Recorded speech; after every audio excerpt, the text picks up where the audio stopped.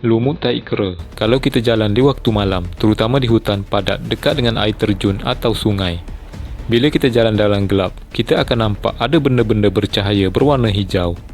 Benda yang bercahaya itu ialah lumut tak kera. Bila siang, tidak nampak apa-apa. Bila malam, dia akan keluarkan cahaya walaupun dengan sedikit bantuan cahaya dari bulan dan bintang. Lumut ini hanya tumbuh di denai, iaitu laluan binatang atau manusia.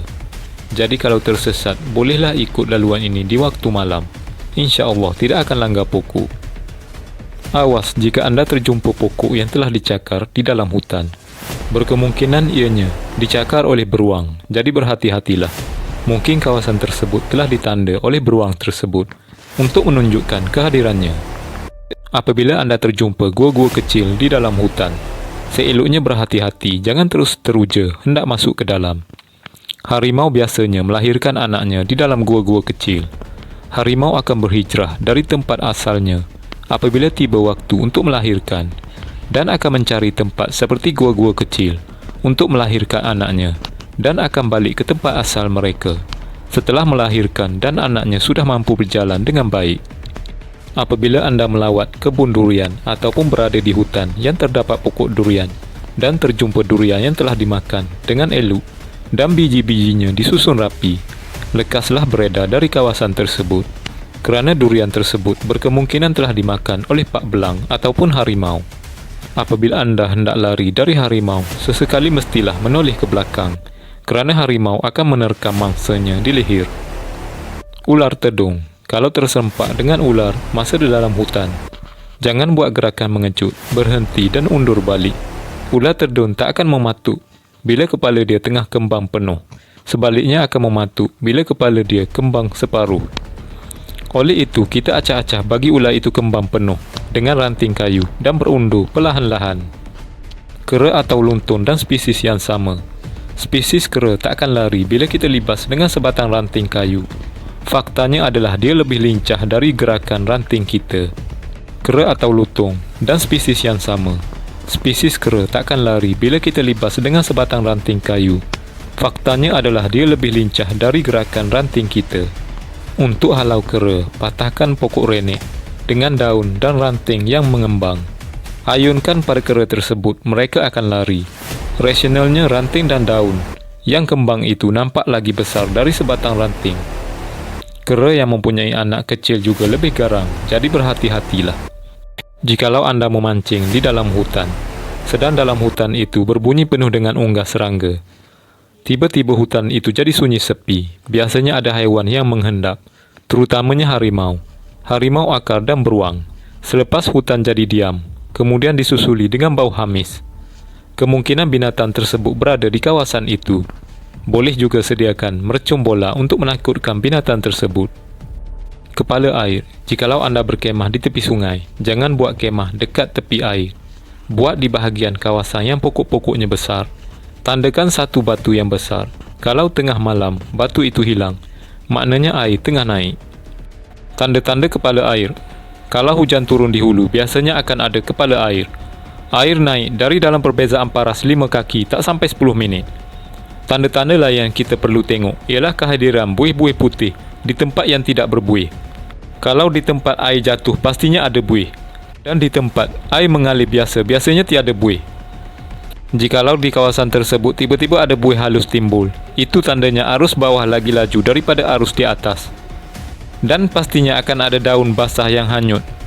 Dan kemudiannya barulah ada perubahan warna dari air jernih kepada warna oranye, coklat dan sebagainya. Biasanya perubahan ini sekejap sahaja dalam 5-6 minit sebelum arus besar datang. Kepala air.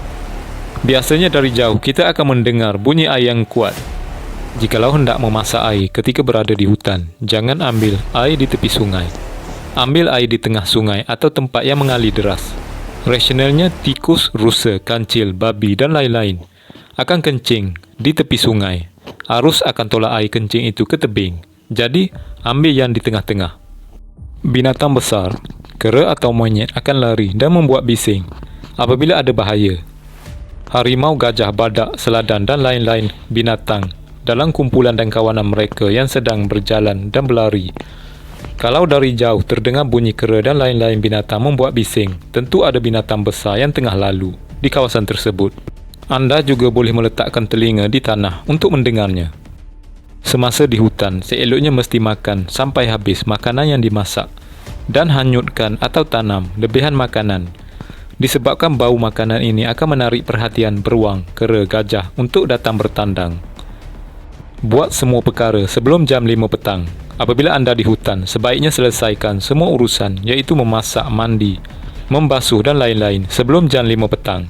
Sebabnya adalah dalam pukul 5 lebih, hutan dah jadi gelap. Disebabkan oleh kanopi hutan iaitu pokok dan kecondongan matahari. Hutan yang bising dengan bunyi unggas lebih baik di waktu malam daripada hutan yang sunyi sepi. Bila hutan sepi, mesti ada apa-apa yang tidak kena. Untuk memasang kemah, cari kanopi yang masih hijau. Bila dah tentukan tempat hendak memasang kemah, dongak ke atas. Cari pokok muda dan kanopi iaitu rimbunan daun hutan yang masih hijau. Jadi risiko untuk dihempap ranting dahan bila angin kuat adalah amat rendah. Ketinggian dari paras air. Bila dah tentukan mana bahagian yang lapang hendak dibuat, tentukan ketinggian kemah sekurang-kurangnya 4 kaki dari aras air sungai. Jikalau landai, jangan buat kemah di situ. Biasanya kawasan landai akan ada banyak pokok-pokok rendah dan renek macam pokok senduduk dan lain-lain. Itu tandanya air selalu naik di kawasan tersebut. Cari kawasan yang pokoknya besar-besar. Tentukan laluan atau denai di dalam radius kawasan 20 meter dari kemah. Jangan buat kemah di dalam laluan denai.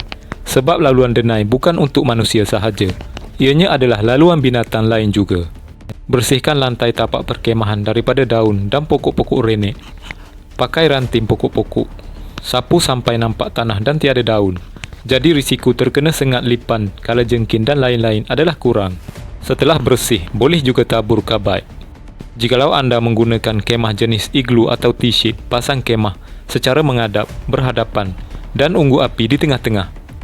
Dalam nyalaan unggun api itu, standby dengan beberapa batang kayu panjang. Kalau boleh sesuai dengan jumlah orang yang pergi camping tersebut. Bila ada bahaya, perimeter diceroboh. Boleh capai kayu yang ada api ini sebagai senjata. Parang pisau, binatang tak takut. Dengan api mereka akan lari. Buat pagar dengan tali tansi disambung dengan loceng. Apabila binatang terlanggar je tali itu, loceng akan berbunyi untuk keselamatan anda.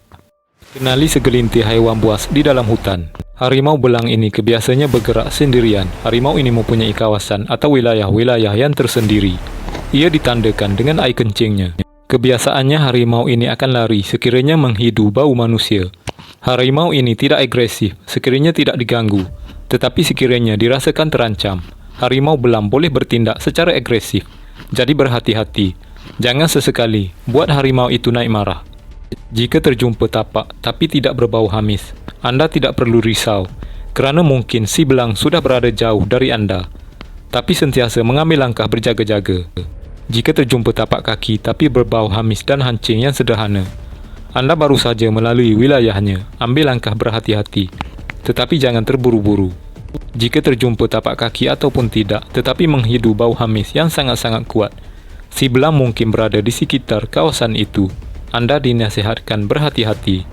Ia juga dapat dikesan melalui cakaran pada pokok. Melalui ngauman si belang, jika bunyinya kuat, si belang mungkin berada 2 batu jauh dari tempat anda. Tapi jika bunyinya perlahan, si belang mungkin berada hampir dengan anda. Awas. Terjumpa bangkai haiwan yang masih elok dengan kesan gigitan yang baru, mungkin si belang berada hampir dengan anda. Harimau kumbang biasanya di Malaysia berwarna hitam. Tapi ada sedikit tompok-tompok di badan si kumbang. Si kumbang memburu, hidup secara bersendirian. Harimau ini berbadan panjang, berkaki pendek dan pandai berenang. Kebiasaannya harimau ini menyerang mangsa dari atas pokok dan jarang menyerang mangsa melalui darat seperti harimau belang. Harimau kumbang juga kebiasaannya akan melarikan diri jika terhidu bau manusia. Kehadirannya boleh dikesan jika terlihat cakaran atau goresan kuku pada dahan pokok. Jika terjumpa tapak kaki lebih kecil dari si belang dan berbau hamis. Jika berbau hamis terlalu kuat, dinasihatkan anda berwaspada kerana mungkin si kumbang ini berada hampir dengan anda atau mengekori anda. Terjumpa bangkai haiwan yang baru dengan gigitan dan pendarahan berada di atas pokok. Babi hutan dapat dikesan jika anda terlihat tanah yang digembur-gemburkan. Haiwan ini jenis berkuku, bertaring dan mempunyai hidung yang kuat dan sensitif. Saiz babi hutan mungkin lebih besar dari seekor kambing. Haiwan ini sangat garang, terutamanya si betina, yang mempunyai anak dan aktif pada waktu senja dan malam. Haiwan ini suka tinggal di kawasan yang berkelembapan tinggi.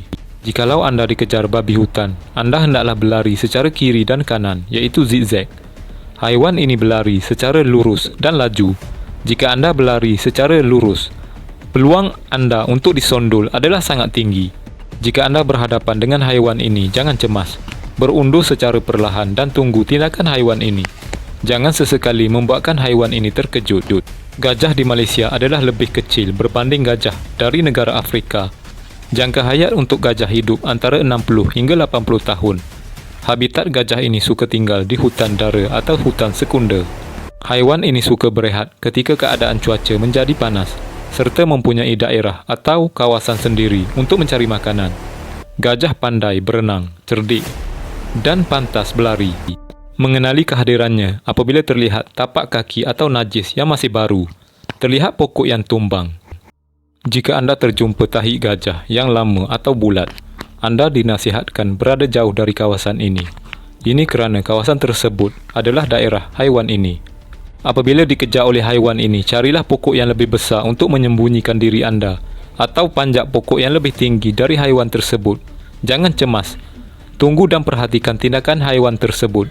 Haiwan ini sangat agresif apabila tiba musim mengawan. Tindakan yang perlu dilakukan apabila terserempak harimau: menjerit sekuat-kuatnya untuk menakutkan si belang, atau guna bahan letupan seperti mercun. Jika bermalam, buatlah unggun api atau senjata. Jika berhadapan dengan si belang, jangan sesekali pusingkan badan anda, kerana tengkuk adalah sasarannya.